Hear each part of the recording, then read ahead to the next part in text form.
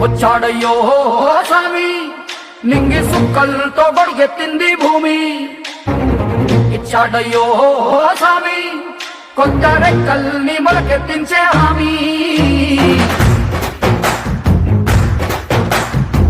వచ్చాడయ్యో స్వామి నింగి సుక్కలతో బడిగెత్తింది భూమి